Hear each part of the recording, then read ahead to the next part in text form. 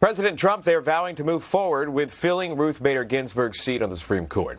A bench slot opened up after the 87-year-old justice passed away from pancreatic cancer. Joining us now to discuss is Tom Jipping, a Heritage Foundation senior fellow. And good to see you. Thanks so much, Tom, for coming on to discuss this. I want to dive into the whole thing about packing the court. Senate Majority Leader Mitch McConnell saying in statements that the president's nominee will receive a vote on the Senate floor, but Senate Minority Leader Chuck Schumer now threatening to end the Senate filibuster and pack the courts next year as payback if Mitch McConnell and the Republicans move forward with the Supreme Court nomination before Election Day. Listen to this and I'll get your reaction.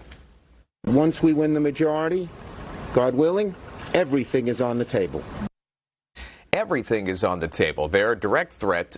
So my question, Tom, what are the dangers of Senator Schumer there opening the doors to packing the court? What do you make of that?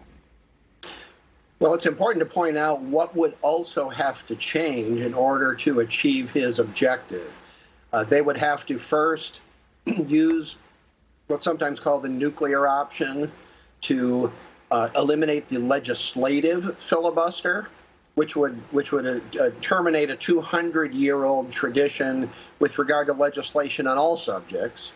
Then they would have to pass legislation in the House and Senate, and the president would have to sign it to expand the size of the Supreme Court, and the president would have to make nominations to all those new seats, and the Senate would have to confirm all of them. This is not the first time that this has been proposed.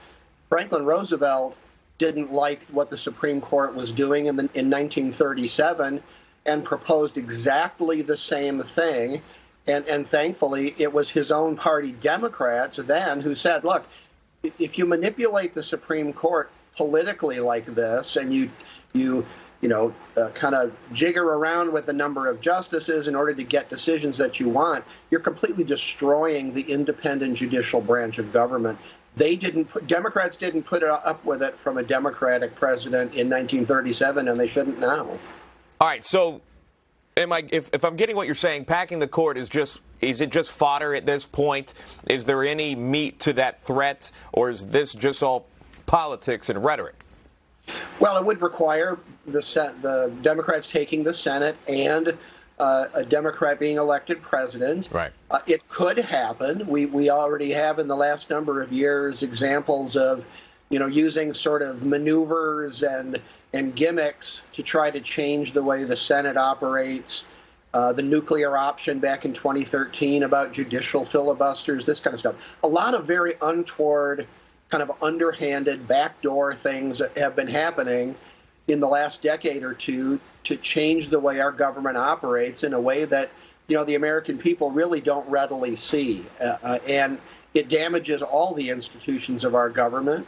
And frankly, we ought to do it the way it's designed to do it if it's a good idea to do. Yeah, so the main concern here is if Biden gets in office, then they flip a few Senate seats, and then they lock it up, and then they control the whole thing. That would have to happen first, and then all of those dominoes would have to fall with permanent damage to both the legislative branch and the judicial branch, I think. Tom Jipping weighing in on this, breaking it all down. I appreciate your time, sir. Good to see you, Tom. Thanks for having me.